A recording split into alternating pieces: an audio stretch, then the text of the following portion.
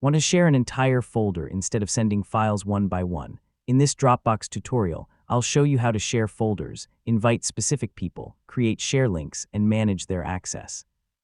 Let's get started. First, open Dropbox and sign in to your account. From the home page, find the folder you want to share. If you have a lot of folders, use the search bar to find it quickly. Next, hover over the folder and select Share.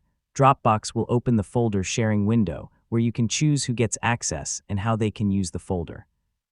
To share the folder with specific people, enter their email addresses in the sharing field. Then choose the appropriate permission, such as allowing them to edit or only view the folder.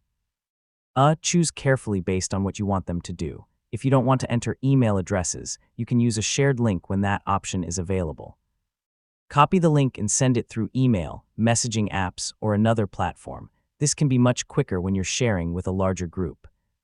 Folder permissions determine what other people can do with the content. Depending on your Dropbox plan and sharing settings, people may be able to view, edit, organize, or add files.